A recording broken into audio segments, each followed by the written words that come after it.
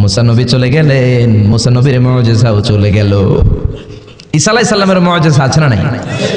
ঈসা নবীর মুআজিজা, it was very dangerous মুআজিজা ইন দ্য ওয়ার্ল্ড। পৃথিবীর সবচাইতে ভয়ঙ্কর মুআজিজা ছিল ঈসা নবীর মুআজিজা। আল্লাহ বললেন ওয়া উবরিউল আকমাহা ওয়াল আবরাসা ওয়া উহয়িল মাউতা বিইذনিল্লাহ।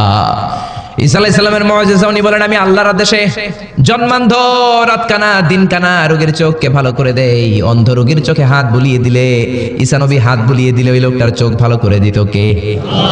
আবার চামড়ায় শ্বেত রোগী, ধবল রোগী, কুষ্ঠ রোগীর গায়ে হাত বুলিয়ে দিলে হাত ভালো করে দিত কে?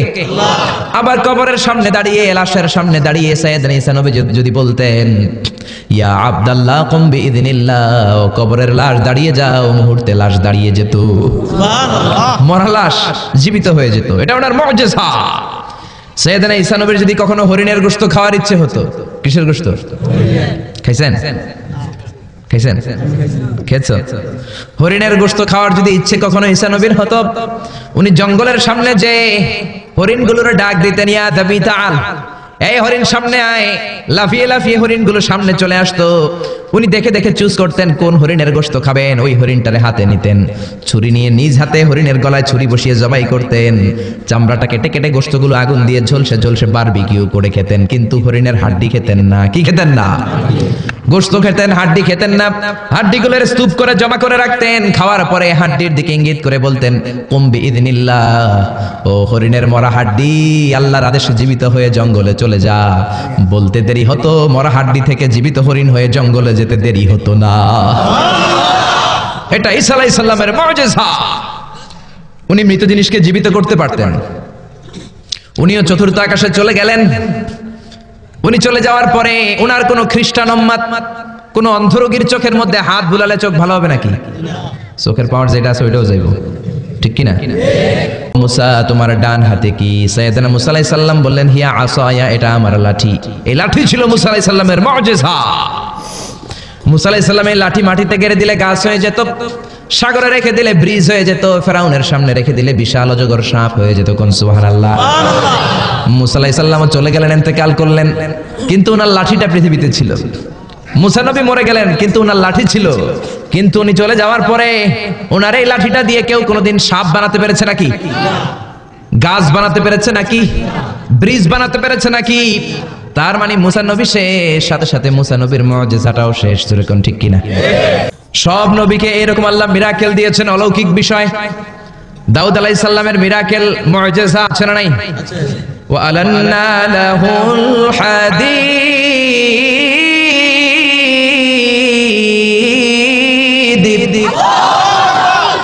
আল্লাহ কোরআনে বললেন আমি আমার পয়গম্বর দাউদ আলাইহিস সালামকে যেই মিরাকেল বা অলৌকিক বিষয়টা দিয়েছি সেটা হলো লোহাকে নরম করার ক্ষমতা। সাইয়েদনা দাউদ আলাইহিস সালাম লোহার মধ্যে ধরলে লোহা গলে যেত, নরম হয়ে যেত। এই পৃথিবীতে সর্বপ্রথম সাইয়েদনা দাউদ আলাইহিস সালাম ছুরি বানিয়েছেন, দা বানিয়েছেন, কোদাল বানিয়েছেন, রামদা বানিয়েছেন।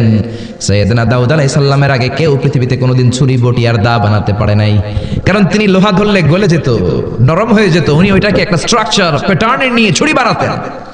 এই যে আমার সামনে মাইকেল লোহা, আমি মিজানুর রহমান আজহারী গায়ের যত জোড় আছে এরকম বাঁকা করলে লোহা বাঁকা হবে নাকি? লোহা গলে নরম হবে নাকি? আপনি ধরলে নরম হবে? কিন্তু দাউদ আলাইহিস সালাম লোহাকে টাচ করলেই গলে নরম হয়ে যেত। পাথর দিয়ে চাপটা করে করে যেমন খুশি তেমন ছুরি বানাতেন, দা বানাতেন, শাবল বানাতেন। এটা আর কেউ পারতো না, কারণ এটা দাউদ নবীর মুআজিজা। চিল্লায় বলেন ঠিক কিনা? দাউদ আলাইহিস সালাম ইন্তেকাল করলেন, পৃথিবীতে নাই নাকি আছে? দাউদ নবী বেঁচে আছে? উনি নাই, উনি চলে গেলেন। উনি চলে যাওয়ার পরে কেউ কি উনার পরে আর লোহাকে এরকম গলাতে পেরেছে নাকি? নরম করতে পেরেছে নাকি? আমার নাম লিখে দেন শুধু। এখন সব জায়গায় মুফাসসিরে কোরআন আছে না নাই? দেশের 64 জেলাতেও যায় নাই, উনি আন্তর্জাতিক খ্যাতি সম্পন্ন মুফাসসিরে কোরআন। আছে না নাই? আমার নামের আগে মুফাসসিরে কোরআন আন্তর্জাতিক খ্যাতি সম্পন্ন একটাও আমি পছন্দ করি না। আমার নাম মিজানুর রহমান, আর আল আজহারে পড়াশোনা করেছি, এজন্য একটা ডিগ্রি তারা আমাকে দিয়েছে, আজহারি। That's enough. মিজানুর রহমান আজহারি, এই নামটা শুনে আপনারা দোয়া করলে আমার জীবন ধন্য। আমার আন্তর্জাতিক খ্যাতি সম্পন্ন হওয়ার দরকার নাই, আমার অত কিছু টাইটেলেরও দরকার নাই। মানুষ যত বড় তার নাম হবে ছোট। মহাবিশ্বের সবচাইতে শ্রেষ্ঠ যে মহামানব আমাদের প্রিয় নবী। চিল্লায় বলেন ঠিক কিনা? গোটা বিশ্বের মানুষ তার প্রশংসা করে। এই বিশ্বনবী ঈসা ইসলামের এক শব্দে নাম, কি নাম তার? মুহাম্মদ, MUHAMMAD, মিম হা মিম দাল, মুহাম্মদ, এক শব্দে তার নাম। এত কিছু নাই, এত উপাধি নাই, লকব নাই, কত সুন্দর করে আল্লাহ তার নামে একটা কোরআনে সূরাও দিলেন। জোরে বলেন ঠিক কিনা? এই নবীর প্রশংসা শুধু আমরা করি না, গোটা বিশ্ব করে। গোটা বিশ্বের মানুষ আমার নবীর প্রেমে ভালোবাসায় মাতোয়ারা। আপনি ইংল্যান্ডের ব্রিটিশ মিউজিয়ামে যদি কখনো ঢুকেন, দেখবেন ইংল্যান্ডের ব্রিটিশ মিউজিয়ামের এন্ট্রান্সে সাদা পাথরের ফলকে লেখা, as a father, as a teacher, as a lawgiver, as a lawmaker, as a reformer of the society, Muhammad is the superman of the world. বাবা হিসেবে, নেতা হিসেবে, সমাজ সংস্কারক হিসেবে মুহাম্মদ হচ্ছে এই পৃথিবীর একজন সুপারম্যান। ও যুবক ভাইরা, সুপারম্যানের টি শার্ট গেঞ্জি লাগালে সুপারম্যান হওয়া যায় না, সুপারম্যানের ট্যাটু লাগালে সুপারম্যান হওয়া যায় না, সুপারম্যানের স্টিকার লাগালে সুপারম্যান হওয়া যায় না। সুপারম্যান হতে হলে বিশ্বনবীর অনুসারী হওয়া লাগে। চিল্লায় বলেন ঠিক কিনা? এটা কি কোনো মুসলিম দেশের জাদুঘরে, মিউজিয়ামে লেখা, নাকি খ্রিস্টানদের জাদুঘরে? আসলে এবার বৌদ্ধ ধর্মে ঢুকি। বৌদ্ধদের বর্তমান বিশ্বের সবচেয়ে বড় ধর্মীয় নেতার নাম দালাই লামা, তিব্বতের ধর্মীয় গুরু। তিনি একটা ইন্টারন্যাশনাল কনফারেন্সে বলেছেন, the last messenger of Muslim community, Muslim বিশ্বের সর্বশেষ নবী তিনি সাধারণ কোনো মানব না, তিনি অবিসংবাদিত মানব হয়ে পৃথিবীতে এসেছেন। আকাশের চন্দ্রটা যদি বাম হাতে দাও, এই কোরআনের রাস্তা থেকে এক চুল পরিমাণ আমার পিছনে সরানো যাবে না, যাবে না, ঠিক না? এজন্য কোরআনের পথে আমরা নেমেছি। আমরা ভয় পাই একজনকে, সে আল্লাহর খুশির জন্য এই পথে আমরা আন্দোলন চালিয়ে যাবো, ঠিক না? আমরা এই কোরআন নিয়ে মরতে চাই। কোরআনের পথে যেন আমরা থাকতে পারি, আল্লাহ যেন কবুল করে, আমরা পড়ি আমিন। এজন্য প্রত্যেক ফরজ নামাজের পরে তাসবিহ পড়বেন। বিশ্বনবী তাসবিহ পড়তেন, এগুলো মানুষ জানেই না। বিশ্বনবী সালাম ফিরানোর পরে প্রত্যেক নামাজের পর সাহাবাদের দিকে মুখ ফিরিয়ে বসতেন। কিন্তু আমাদের দেশে শুধু ফজরের নামাজের পর আর আসরের নামাজের পর ইমাম সাহেবরা বসে, ঠিক কিনা? বাকি তিন নামাজে জোহর, মাগরিব, এশার পরে কি বসে? কি করে? সালাম আলাইকুম, সালাম আলাইকুম, আমিন ইয়া রহমান রহিম, ঠিক কিনা? তো এত কম সময় কেন আপনার মিয়া? বিশ্বনবী ঘুরে বসে থাকতে পারেন, তাসবিহ পড়তে পারেন, আপনি কোন সলিমুদ্দি, কোন কলিমুদ্দি হয়ে গিয়েছেন। প্রত্যেক নামাজের পরে মুসল্লিদের দিকে ফিরে বসেন। বিশ্বনবী সালাম ফিরানোর পরে আসসালামু আলাইকুম ওয়া রাহমাতুল্লাহ, আসসালামু আলাইকুম ওয়া রাহমাতুল্লাহ, সালাম ফিরানোর পরে আওয়াজ করে বিশ্বনবী বলতেন আল্লাহু আকবার। কি বলতেন? নামাজ শুরু করছেন আল্লাহু আকবার, সালাম ফিরায় শেষ তখন আল্লাহু আকবার। তারপরে তিনবার পড়তেন আস্তাগফিরুল্লাহ, আস্তাগফিরুল্লাহ, আস্তাগফিরুল্লাহ। তারপরে পড়তেন আস্তাগফিরুল্লাহ আল্লাযী লা ইলাহা ইল্লা হুয়াল হাইয়ুল কাইয়্যুম ওয়া আতুবু ইলাইহি। তারপরে 33 বার সুবহানাল্লাহ, 33 বার আলহামদুলিল্লাহ, 34 বার আল্লাহু আকবার। আসরা নাই, আরেকবার নাই, প্রত্যেকটাই 33 বার শেষ করবে লা ইলাহা ইল্লাল্লাহু ওয়াহদাহু লা শারীকা লাহু লাহুল মুলকু ওয়া লাহুল হামদু ইউহয়ী ওয়া ইউমীতু ওয়া হুয়া আলা কুল্লি শাইইন কাদির। এটা পড়ার পরে বিশ্বনবী আয়াতুল কুরসি পড়তেন। এরপরে পড়তেন আল্লাহুম্মা আনতাস সালাম ওয়া মিনকাস সালাম তাবারাকতা রাব্বানা ইয়া যাল জালালি ওয়াল ইকরাম। এরপরে পড়তেন রাদিতু বিল্লাহি রাব্বা ওয়া বিল ইসলামি দীনা ওয়া বিমুহাম্মাদিন নাবিয়্যা। তারপরে বলতেন আল্লাহুম্মা লা মানিআ লিমা আতাইতা ওয়া লা মু'তিয়া লিমা মানআতা ওয়া লা ইয়ানফা'ু যাল জাদ্দি মিনকাল জাদ। এরপরে পড়তেন আল্লাহুম্মা ইয়া মুকাল্লিবাল কুলুবি সাব্বিত কুলুবানা আলা দীনিক, আল্লাহুম্মা ইয়া মুসাররিফাল কুলুবি সাররিফ কুলুবানা আলা তাআতিক। এরকম কত দোয়া যে বিশ্বনবী পড়তেন। তারপরে যদি আপনার মুনাজাত করতে মনে চায় মুনাজাত করেন, অথবা আপনি যে দোয়াটা করেছেন সেটাই যদি যথেষ্ট মনে করেন ওই দোয়াটাই করেন, সমস্যা নাই। কিন্তু সালাম আলাইকুম, আমিন ইয়া আরহামার রাহিমিন এটা করবেন আর তাসবিহ পড়বেন। রাজি আছেন তো? এই দোয়াগুলো করলে আল্লাহ কবুল করে। আবার বিশ্বনবী বললেন আযান একামতের মাঝখানের সময়টা, ওই সময় দোয়া করলে আপনার দোয়া কবুল করে নেয় কে? আল্লাহ। জামাতের 15 মিনিট বাকি, মসজিদে ঢুকেছেন, সুন্নত পরে অনেকে বসে বসে ঘড়ির দিকে তাকায় রয়েছে। তো ঘরে আপনার ঘড়ি নাই, ঘড়ির দিকে তাকিয়ে থাকেন কেন? বিশ্বনবী বললেন দুআ লা ইউরাদ্দু বাইনাল আযানি ওয়াল ইকামা, আযান একামতের মাঝখানে দোয়া করলে ওই দোয়া আল্লাহ ফেরায় না। সুন্নত পরে আপনি বসে থাকার দরকার নাই। বাজারে যাওয়ার আগে যেমনি লিস্টি করে যান, পটল লাগবে, লাউ লাগবে, মাছ লাগবে, আল্লাহর কাছেও আপনার কি কি চাওয়া লাগবে কাগজের মধ্যে লিস্টি করে নিয়ে যাবেন।